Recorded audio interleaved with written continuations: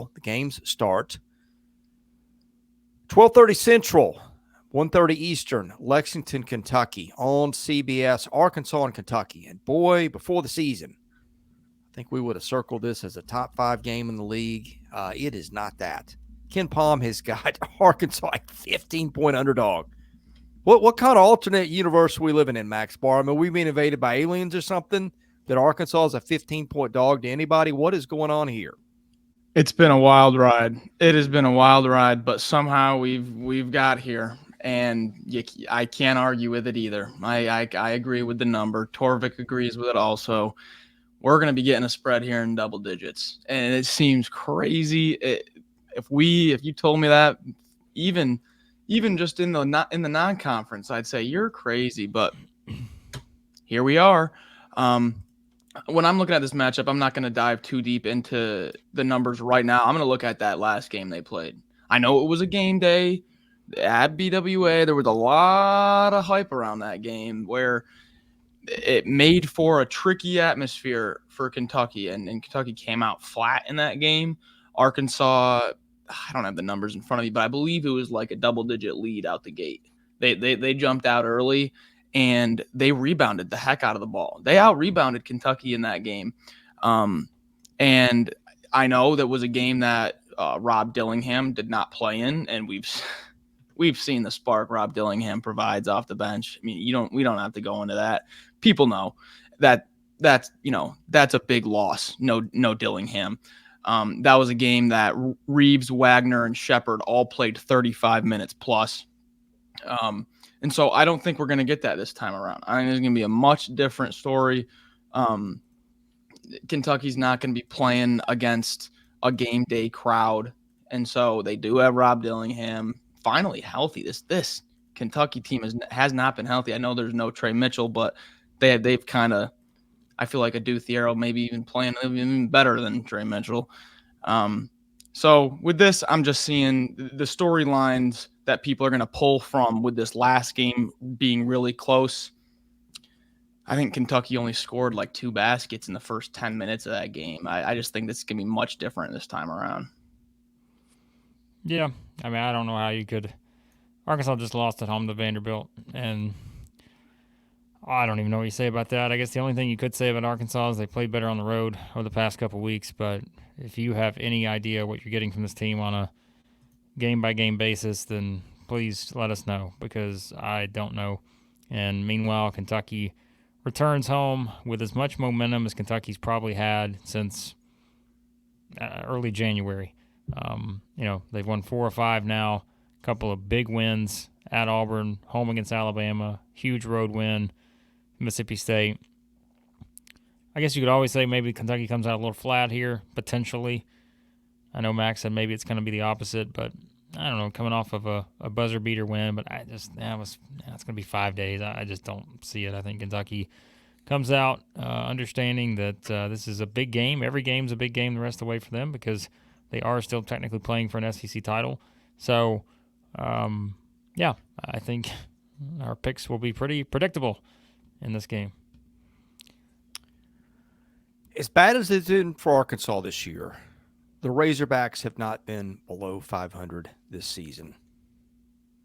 Arkansas sits here at 14-15. Excuse me, 14-5. I'm already giving Arkansas a loss against Kentucky. Oh no! There you go. Now you know my pick. Max, you're next. That was unintentional, but that was good. I don't think. I think a huge piece of why that last game was so close was because Arkansas was able to get out to that lead. I mean, Kentucky shot 32% from inside the arc. I don't know what their worst is on the season, but I would say that's got to be up there for one of their worst shooting performances of the year from up close inside. I'm going Kentucky here. I can't see all of that stuff that had to come together to get this a close game last time. I can't get there on this one. Yeah, I mean, keep in mind too, Big Z only played 3 minutes in that Arkansas game. That was coming off of the stretch where he was just Big Z special. I think I had him player of the week. The guy player of the week, and then somebody drafted him in the fantasy draft. But that didn't work out. Maybe that was the downfall right there. But, yeah, I mean, he's playing more minutes now. We talked about that, 20 and 21 in back-to-back games. So career highs now in minutes for this guy. And so Kentucky, the depth is there. You mentioned no Dillingham the last time. We don't know if Trey Mitchell's playing as we record this, but, I mean, he was a factor in the last game, of course, with the double-double. But it's just you're talking about two teams that are heading in opposite directions. We would have said something different about Arkansas had they beaten Vanderbilt probably because they'd be on a 3-game winning streak right now. But to lose that home game, I mean, I feel like that's the kind of loss now where would it surprise anyone if Arkansas comes out and gets beat by 25-plus here? Just of how deflating that loss was to lose a home game like that to a team that is second from the bottom in the SEC. So that would really worry me if I'm an Arkansas fan, and Kentucky's playing really well. So give me the Cats. As a footnote, Arkansas has to face LSU and then go to Alabama after this. So if Arkansas cannot pull off a winning record, that will be the first time since 2009, 2010 under John Pelfrey. Did go 500 even under Mike Anderson in 2015-16. Something else to add quickly. Hold on. Remember, last time we brought this up, and it wound up being true. We can say everything we want to say, but the last 7 times these two teams have played, I mean, 6 of the 7 have been decided by 9 points or fewer here. And so, you know, these games have been close at times, but guess what? We haven't seen a year like this for Arkansas either. So, yeah, I know it was 6 points in Bud Walton, but I'd be surprised if it's 6 points here. So, well, we were to the point where we could squint a little bit and see a better path for Arkansas, closer to what we thought before the season. Not there, but closer. And then came the Vandy game. Anyway, moving along now. Speaking of Vandy, the Commodores host LSU, 2:30 Central. You can catch that on the SEC Network. The Jordan Wright Revenge Tour in Nashville. Gentlemen, let's see. What's Ken Pom got this game? Kind of close. I've got it at 4. Okay, 4? That's it? Yeah, I've got it 74-70 in favor of LSU. Okay. That can't be that surprising, can it? Well, yeah. I don't think that's surprising at all. I don't think so. I wouldn't be surprised if this goes down to like 2 or 3. Like, not like LSU's been a world beater. Of course, I've hyped them up, but there's 15 and 13. The best 15 and 13 team in the country. I believe we've established that. Actually, that was 14 and 12. I'll let you know here in a second if they're the best 15 and 14 team in the country. Yeah, please keep us updated on that. Anyway, Ken Pom's got it. Got Vandy, so LSU by 4. Vandy's got a 33% chance to win, and you can't really discount that too much, given that Vanderbilt has now beaten Texas A&M and Arkansas within the last 2.5 weeks. So there is that. The Jordan Wright angle will be interesting. He played 4 years at Vanderbilt. LSU has won an inordinate amount of close games lately. Yeah, I mean, it'd be interesting. The Vin Allen, Lubin, Will Baker matchup inside is another interesting thing. So, Max, what else you got here? Yeah, Torvik has this at 5, Ken Pom at 4, but it's somewhere around 2 to 3 possessions. Could get down to 2 to 1. It's going to be a slight favorite for LSU. Just expect that. Yeah, I'm excited for that matchup also because in the first matchup, Lubin only had 3 rebounds. I would say that he's going to get more than 3 rebounds this time around. And also, Will Baker only had 8 and 2. So both of them did not do very well last time. Both are playing much better now than they were then. The biggest thing I'm looking at, LSU shot 3 of 16 from 3 and got out-rebounded in that first matchup. Still ended up winning by 8 at home, so they did have the crowd behind them, but man, did they play poor. They shot poor. They did not play physically. After that game, they went to Auburn and got beat up, so I think it was a little bit of a letdown off that Saturday. Texas A&M opening SEC play, huge win, and then you got Auburn on the weekend, and you got that Tuesday Vandy game sandwiched in between. It was just not a good setup for LSU the first time around. I think we're going to catch a short spread here, and I kind of like the LSU spot in here. I think there's some value on them. They've got 3 games left. All 3 are against our bottom few teams in the power ranking. So I think LSU is going to come out here with a little bit of motivation and kind of try to capture a 4-game win streak here at entering the SEC tournament. I think they have a little bit more to play for, but both teams are playing for seeding and trying to get out of that opening round game in the tournament. So we'll see. It'll be intense. Max, I got one more thing. Do we have a status update on Jalen Cook? It's a hammy. And you know how touch and go hammies can be. Yeah. Every day it's the same report on Twitter from like the same few LSU beats. It's just hammy, day-to-day kind of thing. There's really not much information out there on it, but I do know it's a nagging hamstring. Max said everything I needed to say. Picks. Give me Vandy. This is the time of the year where Vanderbilt, I know, beats some teams that it's not supposed to beat. It's done it a couple times already. It would be the most Jerry Stackhouse thing ever. Jordan Wright's got a lot of pressure on him coming to the place where he played for 4 years. It just feels like a spot. Well, he's got a lot of pressure going on. It's not like there's going to be a lot of Vanderbilt fans there heckling him. So yeah, but the ones who will be there, they will. I'm sorry, but all right, go ahead, Max. Yeah, I'm gonna swing the other way here, and I'm gonna go LSU. I think that after watching McMahon's post game after the Georgia game, they won, but he wasn't very satisfied. Disappointed with the turnovers. Disappointed with the effort and hustle plays. So I don't think this is kind of Vandy's catching LSU after a 1-point win and they're going to be sleepwalking.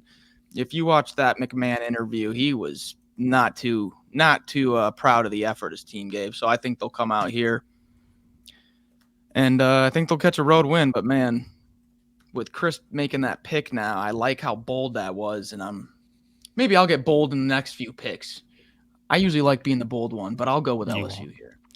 15 and 13 teams nationally: Virginia Tech, Washington, Texas A&M, Florida State, Georgia, Boston College, LSU, the best 15 and 13 team in America. Tension rising in this one. The Jordan Wright return. You know, I was going to pick Vanderbilt until Chris picked him. Now they're going to pick LSU. So give me the Tigers in this one. So I was really setting up to pick Vanderbilt, but here's what we need. We need to settle this best 15 and 13 team in the country debate. That's a surprisingly competitive field of 15 and 13. And what we need to do, we need to have, like, you know how we do the first 4 in Dayton. We need to have a tournament with the 8 and 20 teams. Well, I think we've established that's Vanderbilt, Michigan. You're setting up all the below average tournaments here. Hey, buddy, we create interest where we can. That's our job. I would watch. Oh, man. What was it? Vandy, Michigan. Who were the other two? Louisville and somebody else. Coastal Louisville, Carolina. Louisville. I say Louisville, and everyone gets mad at me. It was another brand. I don't know. I don't know either. Do you guys say Louisville? Louisville. Somebody's going to clip this. Louisville. I can't even say that. That's the longest pronunciation of Louisville ever. Louisville. I rip a hard Louis and then just you got to roll the L's. Just attach a ville on the end. Louisville. LSU. You got to really. All right. What's the next rolling game? Off the tongue there. Give me a little shoe in this game. All right. Jordan Wright going for 40. Just kidding. I don't know about that, but I'm interested in the post-game handshake line. Yeah, now that will be interesting. All right. You know what's more interesting? Mississippi State going to Auburn. It was a great game. Although maybe not. Auburn's in a spot. We know about Auburn and Neville Arena. ESPN2 game. 3 Central. Max Barr, what you got here? This is a tough spot for the Bulldogs here. Probably the most, well, I was just going to say easy to spot. That would sound weird. But yeah, just they're coming off with a huge emotional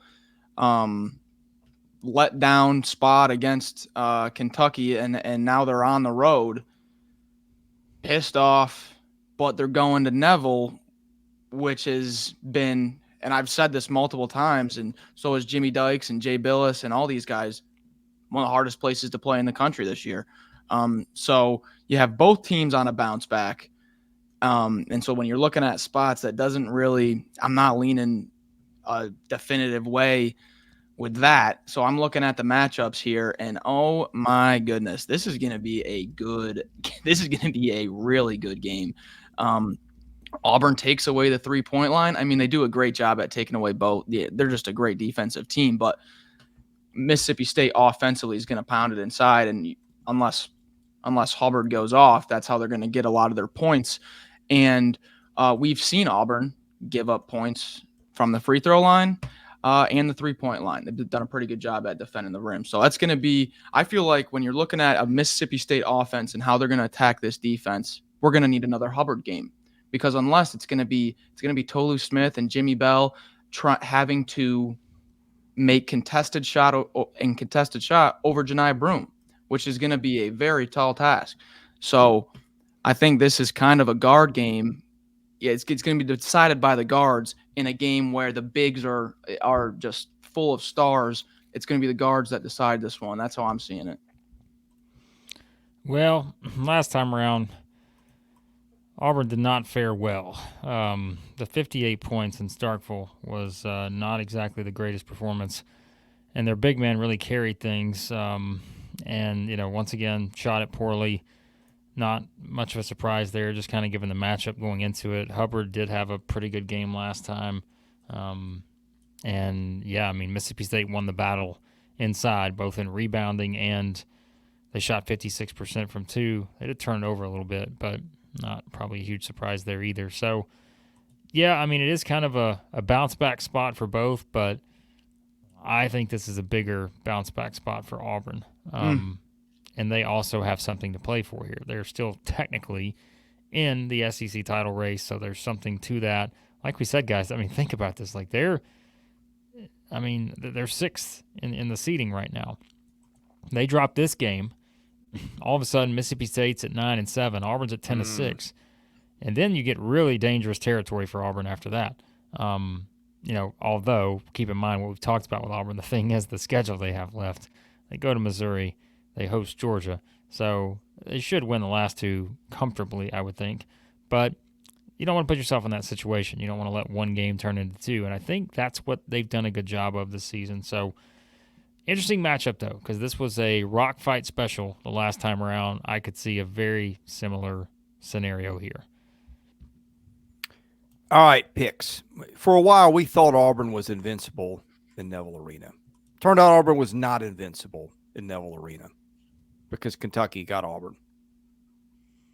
But they're pretty darn close. They're coming off a game in which they had a bitterly disappointing loss to Tennessee. Now, I could go two ways. You could be hungover from that and not show up. I wouldn't bet against it, though. We see how Bruce Pearl's teams play in that building. Give me the Tigers.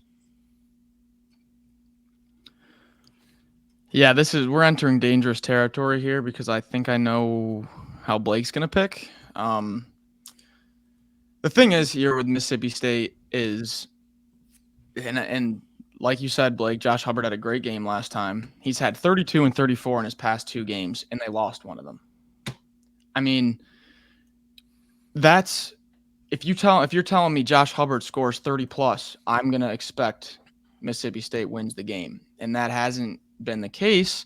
I think you're gonna need another performance like that because if you look at the shot distribution from the first game, I mean, Tolu shoots it 7 times, gets to the line once. I mean, that's not gonna cut it. So that just the way the Auburn defense kind of takes away the rim with Broom down low, it's gonna put a ton of offensive pressure on Josh Hubbard, and I'll go Auburn here in the bounce back. The teams Mississippi State has struggled against, especially on the road, are teams that can play offense. And the theme, if you take out South Carolina, January 6th, which South Carolina's a better defensive team probably than offensive team. We would all agree on that. Take that out, because that was almost 2 months ago. The teams Mississippi State has lost to have been who? Alabama, twice. Kentucky, twice. Florida, Ole Miss on the road, a team that we've seen the offensive burst from Ole Miss. They shoot it well, all those things. Those are the teams they've lost to. I think sometimes we forget that Auburn's pretty good offensively. We can pick apart the shooting numbers at times and all this, but they're still a really, really good offensive team. And they're also a really good defensive team. And I think there's probably more of a hangover effect of Mississippi State losing a game at the buzzer that they felt like they had in the bag. It would have been a huge sort of defining win for them. But they came up short. Meanwhile, Auburn lost the game at Tennessee where they were a 7-point underdog.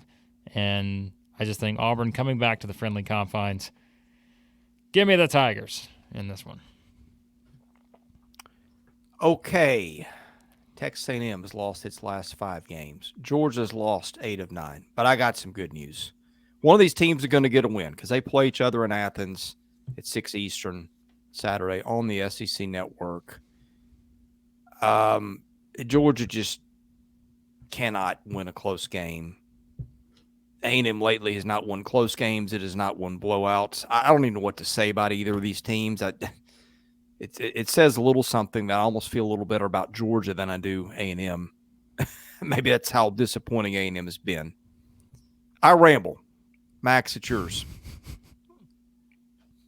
You want to ramble a little bit longer?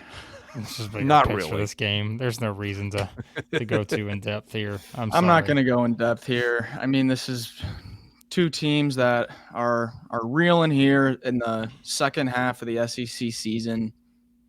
They just have, both of them have dropped a bunch of close games. Some of them been blowouts. They just haven't had the seasons they wanted to.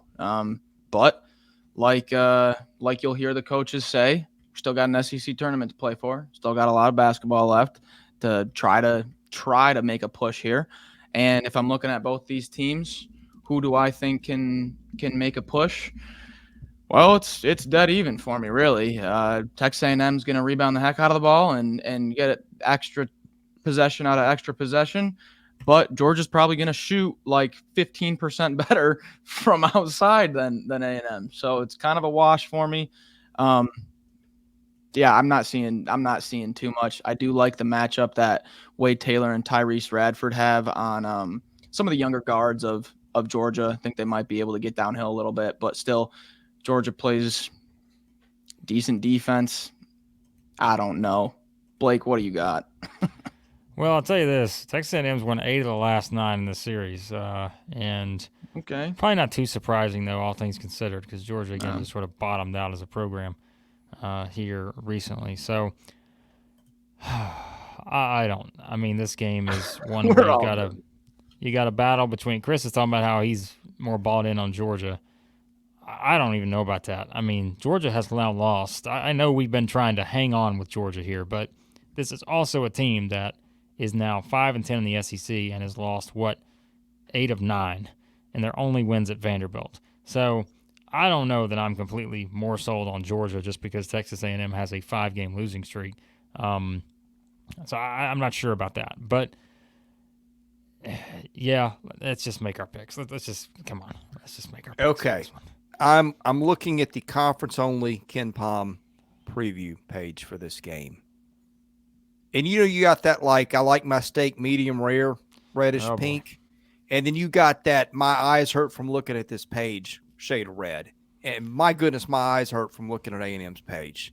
Effective field goal percentage, last in the SEC in league games. 3-point percentage, last. 2-point percentage, last. Percentage of shots blocked, last. How does A&M get points? They throw the ball off the backboard 3 or 4 times and hope somebody gets a tip in. You know what Georgia does well? It's pretty good at defending the defensive glass. 29.3% in the league. That's 4th. You got to hang your hat on something. Give me the Bulldogs. They do a good job, the Bulldogs do, of defensive rebounding. but they do a terrible job at offensive rebounding, which A&M will have them covered there also. Yeah, I think you can go any which way here. The thing that I'm kind of drawing on this on the Ken Pom page that I'm liking is when I'm looking at the point distribution in the conference, Texas A&M gets the second most points from free throws. Well, Georgia allows the least amount of points from free throws. Only 17.5% of their points that Georgia has let up in SEC play have come from the free throw line. That does not bode well for A&M. I cannot believe I am doing this, but give me Georgia. No, goodness gracious. We put him in a spot. Wow. Well, what's he going to do, Chris? A&M still has something to play for here. Chris has jinxed Georgia multiple times. He's trying his best to pull this Georgia team out of the vortex here. But again, they are still a team that's lost 8 of 9. I just want to repeat that. I didn't hear that. Yet, when they play at home, they've always got a shot, except for that Auburn game, which did not turn out well. But Auburn is a much better offensive and defensive team than Texas A&M is. Give me the Bulldogs in Athens. What? All right, we just maybe just kept A&M back on the NCAA bubble. So you're welcome, Aggies. I just want one more text from Chris. Everybody needs a blue cane. Everybody needs a blue cane. These teams didn't play the first time around, by the way. Listen, the last time I picked Texas A&M to win a game, they lost at home to Arkansas. So therefore, I cannot do it anymore. I'm sorry. And they also the game I picked them previously to that, they were at Vanderbilt. I think I picked them to win that game. I don't remember. But you better have. They lost that one too. So I just again, I can't do it. I'm sorry. I cannot trust this team right now. I'm not saying I trust Georgia completely, but mathematical equation. I Georgia picked them won to at beat Vanderbilt. Vandy, Arkansas, Texas A&M and did not. There you go. Gross. Speaking of vortexes, boy, it's time. We got 2 teams here that are in a vortex. We got Ole Miss is just spiraled right off the bubble.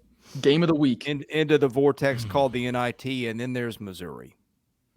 Don't want to offend my good friend Blake Lovell, whose client may or may not be Dennis Gates. Gentlemen. This will be my masterpiece. All right. Well, do we save your masterpiece for the last, or do we just let you guys talk all you want about this game, and I will be ready with my pick. Well, if we talk all we want about this game, then I'm ready just to make my pick. Well, we got to. I don't know how much I want to talk about it, to be honest. You got to give it a little more than that. Well, if you're looking for things here, obviously Ole Miss got a lot to play for. We've seen signs of life from Missouri. This team keeps fighting. It got double figures out of Connor Vanover against Florida in Gainesville. Good grief. Jeez. Missouri hung in there. Be kind to that young man. Last week, getting nothing from Noah Carter. We've talked about the Sean East, Tamar Bates punch, and if East had been a little healthier, who knows? We wouldn't maybe be talking about a winless Missouri team, but yet we are. So, as for Ole Miss, I mean, what do you say? It seems still got some talent, still got some pieces. I mean, I could actually make an argument that if you just take the records off and the situations away, that you got some talented guards in this game who can score some points. So we have that going for us, Max Barr. Yeah, you know who I'm picking in this one, but I'll give it a little bit of a breakdown. These teams just played, and it was a real close game. I think, and it was back and forth. Missouri was up by 10 in the second half. Then Ole Miss was up by 10. It kind of was seesawing back and forth. But when you look at that last game, you got a great game out of Sean East. 25 points, makes 12 of 12 from the free throw line. If you've watched any Gates presser this year, any pregame or postgame, he's definitely brought up the free throws. So they had a good free throw night. there. They made more than Ole Miss. But what I'm seeing with Ole Miss is Ole Miss turned the ball over a lot. Mizzou only turned it over 8 times. Ole Miss turned it over 13 times. So you kind of have, a back and forth, but also you got 10 threes combined between Juju Murray and Matt Morrell. 10 combined. So that's going to be hard to replicate. I'm not really drawing on anything much out of that last game. I think this is going to come down to the 3-point shooting of Ole Miss on the road. It's kind of been it's been a talking point all year for us. They'll shoot it well. They'll shoot a high percentage, but it'll be like 4 of 10, something like that. So I'm kind of interested to see how the Ole Miss shooting does on the road, because if they do not shoot well here, this is a Missouri team with Sean East, when Sean East has played, that has been knocking on that door I don't know how many times. So Ole Miss is going to have to make their threes. This is going to be a scrap here, Blake. Picks. You're not going to have any breakdown? You're just going to pick? I will add it to my picks, young man. Gentlemen, we're in March. Young grasshopper. It's been a while since you called me that. March is the home of St. Patrick's Day. Oh, Barry's making some noise here. He knows. Barry never gets involved on these videos, but he knows that the masterpiece Barry picks is his upon spots. us. Oh, gosh. Every now and then, you just wandering through a field, and you find that 4-leaf clover. Oh, don't do this to me. Oh, my gosh. Don't do this. Is it luck? Sure it is. Don't do this. Who's been unlucky? Missouri. March is the month of luck. Missouri is due. I'm going to do this to you, Blake Lovell. I'm going to pick Missouri just to put you in a spot, and also because Missouri's due. Now we'll turn our attention and our pick to Blurry Max. Blurry Max. Yep. Okay, I'll tell you what's not blurry here. It's what I'm about. It's my plan I'm about to enact. Ole Miss has been my team. They have been my guys. Blake, they've been my guys. They've lost 6 out of their last 7. I've picked them to win 6 out of their last 7. Are you two really doing this? I have not made my pick yet. I'm picking Missouri. Give me see this coming. You two are enjoying the idea that if I also pick Missouri, that then guarantees a winless season for the Tigers because of the Southeastern 14 kiss of death. You could have made this so much easier for me. However, if you look at this, Ole Miss does not have a bad loss all season long. If you really look at the numbers here, they have 9 losses on the season. The loss at LSU, probably their worst loss, but we're talking about the best 15 and 13 team in America that they lost to on the road in that one. Every other team they lost to is headed to the NCAA tournament, probably as a top 7 seed. They've beaten everybody else on their schedule, including Missouri. So that is one thing to look at. But the other thing to look at here is the team that is 19-9, 6-9 in the SEC play is favored by only 2 points, according to the cult of computers. 2 points per Mr. Ken Pomeroy is what Ole Miss would be favored in this game on the road against the winless Missouri Tigers. Sometimes in life, we must embrace the power of positivity. And so, the Southeastern 14 kiss of death, one of the most negative life forces there is in the universe. We must combat it by being positive. And this is my masterpiece. Give me the Missouri Tigers. Oh, no. To snap the streak and get their first victory of the season in the conference. But if they don't, the reason why has nothing to do with me and everything to do with you two deciding that you were going to steal my thunder and pick Missouri when there's no one out there who's going to pick Missouri except for yours truly. You're the ones who brought the Southeastern 14 kiss of death into this. And let me just tell you, if Missouri loses this game, Chris better get out the voodoo doll. Everything else that he's always working with over there when it comes to trying to sabotage our picks. And you better use it with all your force next week when the Tigers host the Tigers and go to play the Tigers. The Auburn Tigers, the LSU Tigers. It's an all-Tigers battle next week for the Missouri Tigers. If people are still listening at this point, I feel like they need to drop something in the comments. Like, Give me if you Missouri. got this far, then you need to let us know. Somehow. Is it the kiss of death that nobody heard it? People are watching. People are watching. They're always watching. They're always watching. That was good, Blake. Listen, this game is going to be game of the night for me now. I'm watching this thing like it's this is my Tennessee Auburn right here. Ole Miss, Mizzou. I had picked Vanderbilt, Georgia, and Missouri all to win this weekend. What is that? Yeah, boy, something. I don't know what you're doing over there, but if you get all those right, then you better go play the lottery, because if those three teams all win on Saturday, yeah. Here you go, right here. The Bet Online official Southeastern 14 parlay of the weekend. Vanderbilt, Georgia, Missouri. The parlay, Max Barr. We like our gonna subscribers. Don't do that. We're going all in on the official parlay of Southeastern 14 Vanderbilt, Georgia, Missouri. What do you think that's going to be?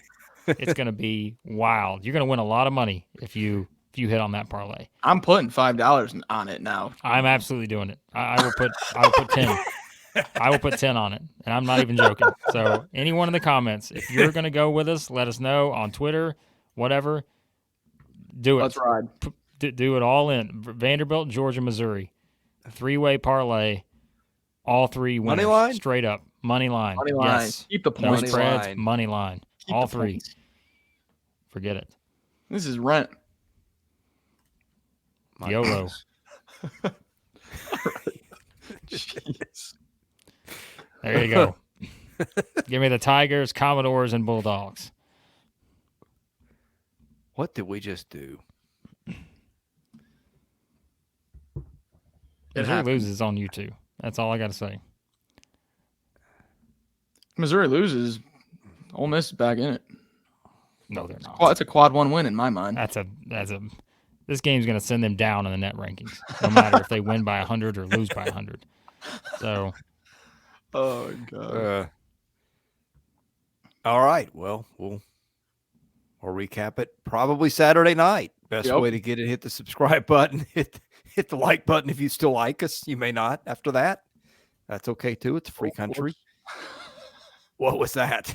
I clicked a button. That's on my mess right now. All right. We're all a mess. I think it's time to end this. Thanks for watching. We're Southeastern 14, presented by Bet Online.